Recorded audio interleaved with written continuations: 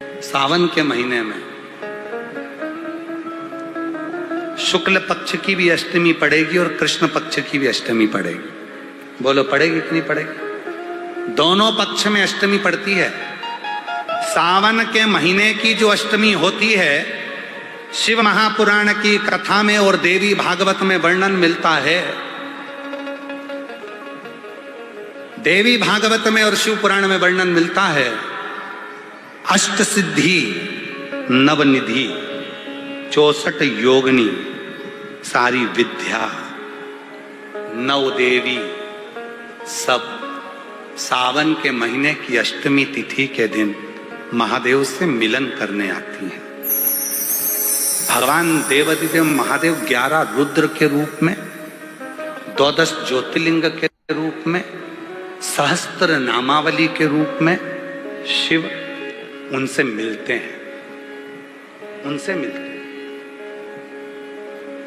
वो समय होता है प्रदोष का समय, शाम का समय, जब सावन के महीने की अष्टमी तिथि पड़े, चाहे वो उजाले की पड़े चाहे अंधेरे की पड़े, अष्टमी तिथि पड़े, शाम के समय 2 दीपक, एक लंबी बत्ती का एक गोल बत्ती का, शिव के मंदिर में अपनी कामना कर कर, जो बच्चों को अच्छी नौकरी चाहिए या कोई बीमारी का हल चाहिए या धन की कमी है या कोई समस्या है, एक लंबी बत्ती किसके लिए है?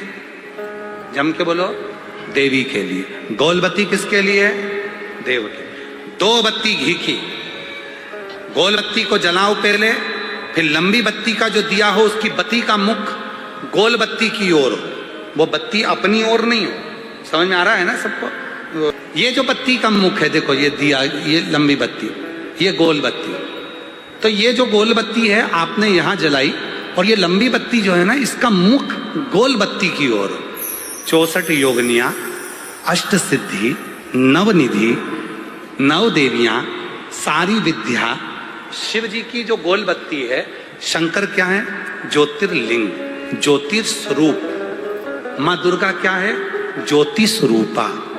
क्या कहते हैं? ज्वाला महारानी की। ये ज्योति के रूप में जब हम गोल बत्ती के सामने अष्टमी के दिन प्रदोष के समय पर लंबी बत्ती का दीपक, पहले गोल बत्ती का दिया जलाया, फिर ये लंबी बत्ती का मुख उधर की ओर कर कर दीपक को जब हम प्रज्वलित करते हैं और अपनी जो कामना दोनों दीपक के सम्मुख में करते हैं, वो कामना पूर्ण होकर ही रहती है। पर करना क्या है? दोनों अष्टमी को, सावन के महीने में जो उजाले पक्ष की अष्टमी आएगी उस पर भी करना है और जो अंधेरे पक्ष की आएगी उस पर भी।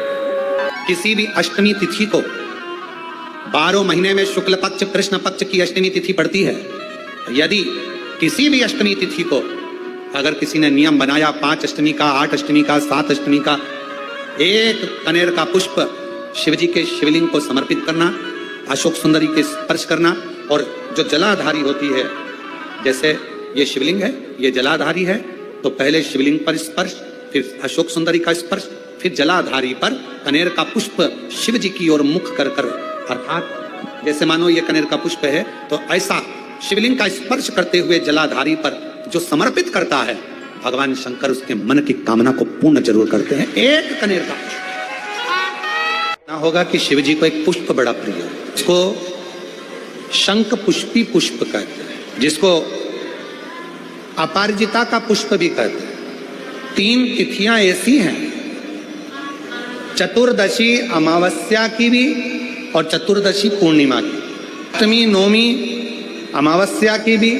और अष्टमी नौमी पूर्णिमा की। ये वो तिथियां हैं जिन तिथियों में मां नील सरस्वती का स्तोत्र का पाठ कर कर एक शंख पुष्पी पुष्प, एक अपराजिता का पुष्प जलाधारी पर रखकर 7 बार अगर जल का पात्र से जल चढ़ाया जाए और उसी जल को कटोरी में झेल लिया जाए, उस जल को 3 दिन तक लगातार यदि सुबह दोपहर शाम रोज उस बच्चे को देना चालू करिए उसके हाथ पैर भी काम करना प्रारंभ करेंगे, उसकी बुद्धि भी काम करना प्रारंभ करेगी। जो वो पलंग पर पड़े पड़े राल टपकाता रहता है, उसको लोग कहते हैं कि 18 साल का हो गया और दिमाग केवल 10 साल का है, 5 साल का है। उसमें धीरे धीरे बुद्धि प्रबल होना प्रारंभ हो जाएगी और वो भी एक दिन कार्य करना प्रारंभ। श्रावण के महीने में तुमने भूलवश भी अगर पार्थिव लिंग का निर्माण करा हो और पार्थिव लिंग का निर्माण कर कर अगर एक बेलपत्र शंकर को समर्पित करी हो, तो वो बेलपत्र का फल मुझे दे दिया जाए। एक बेलपत्र का फल मुझे दो।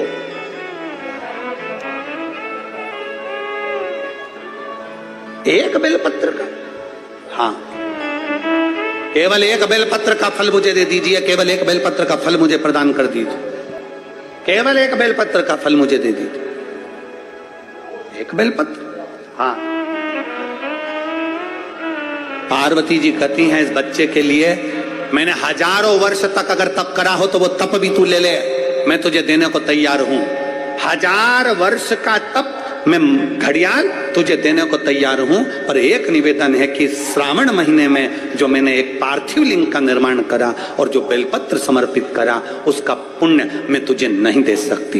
1000 वर्ष का पुण्य ले ले, मैं दे दूंगी, पर एक श्रावण के महीने के पार्थिव लिंग के पूजन का एक बेलपत्र का पुण्य नहीं दे सकती। घड़ियाल कहता है मुझे तुम्हारे हजारों वर्ष का तप नहीं चाहिए, मुझे तो केवल एक श्रावण महीने के पार्थिव लिंग पूजन का एक बेलपत्र का फल चाहिए।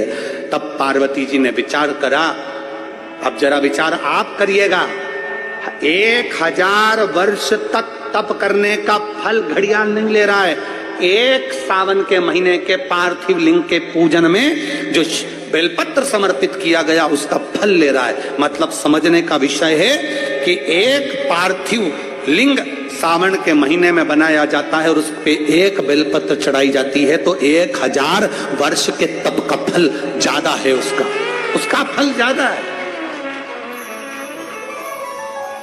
1000 वर्ष से ज्यादा तप के फल से बड़ा फल है पार्थिव शिवलिंग का निर्माण श्रावण महीने में कर कर एक बेलपत्र समर्पित कर। एक बेलपत्र करी आप लोगों ने? किस किसने पूजन करी? जरा हाथ उठाओ। सभी ने करा है? रखो वापिस। अब जरा विचार करिए कि हजारों वर्ष के पूजन के फल के बराबर एक पार्थिव लिंग के निर्माण को और एक बेलपत्र समर्पित करने का फल प्राप्त हो जाए। एक बेलपत्र में वो बल हो जाता है पार्थिव लिंग पूजन के श्रावण महीने के। हमसे लोग कहते हैं क्या पड़ी तुमको श्रावण महीने में शिवलिंग का निर्माण करवाना, पूजन करवाना, ऑनलाइन करवाना, क्यों? हम कहते हैं भूलवश भी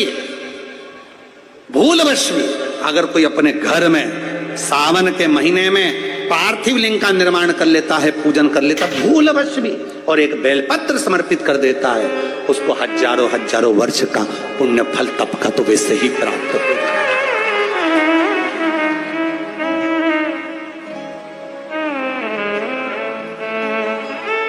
अब इतने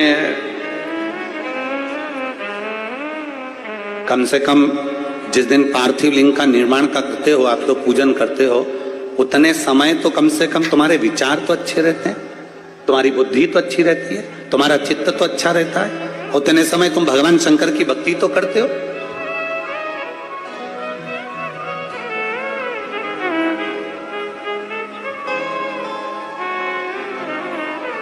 तुम्हारे पास में उस समय पर भक्ति